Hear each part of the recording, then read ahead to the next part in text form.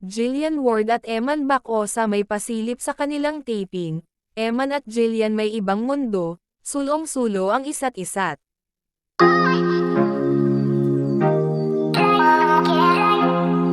Nagsimula na nga ang taping ni Eman Bacosa Pacquiao, kung saan ay lagi siyang binibisita ni Jillian Ward, at kapansin-pansin kung gaano talaga mag-effort si Jillian kapag si Eman na talaga ang pinag-usapan. Iba talaga ang galaw at mga ngiti ng dalawa, na para bang ang saya nila na laging makikita ang isa't isa't. Makikita nga sa kuhang larawan na magkatabi ang mga cast kung saan, ay kasama na si Eman, at mukhang may boxing na makikita natin sa Never Say Die kung saan, ay makikita ang boxing ring sa likuran nila.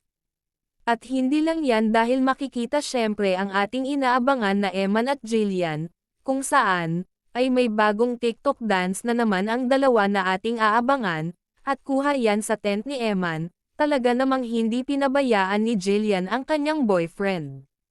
Sa isang kuha naman ng ibang video, ay makikita si Eman na busy na ito sa kanyang script kung saan, ay pinag-aralan na nito ang kanyang gagawing pag-acting, at nakaka-excited na nga ang unang acting career ni Eman kung saan, ay kasama pa niya ang kanyang minamahal na si Jillian Ward.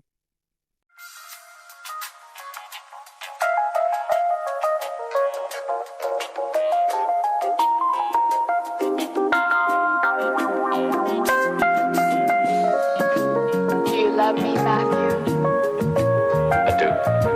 Honestly? Yes. Secretly, but honestly. No more secrets.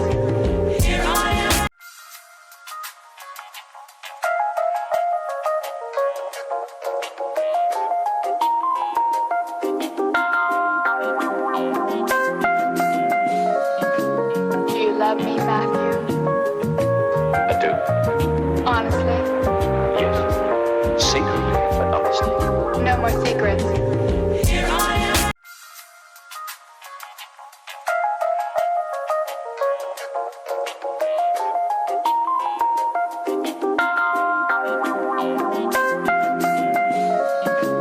Do you love me, Matthew?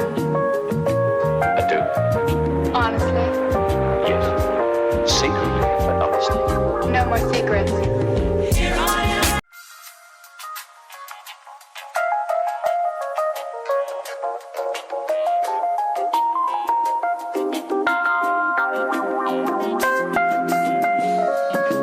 Do you love me, Matthew? I do. Honestly? Yes. Secretly, but honestly. No more secrets.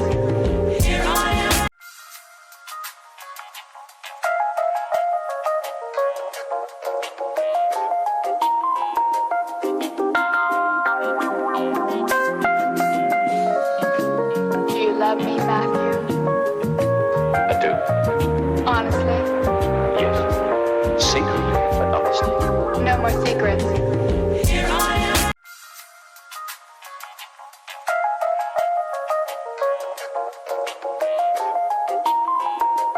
At alam nyo ba na kay Eman lang nagpapahawak si Jillian? Kahit nga kasi kay Rahil na friend niya ay hindi nagpapahawak itong si Jillian, at kitang-kita nga ang kakaiba kung si Eman ang kanyang kasama, talagang comfortable siya kay Eman, at hindi na talaga maitanggi na gusto nila ang isa't isa't.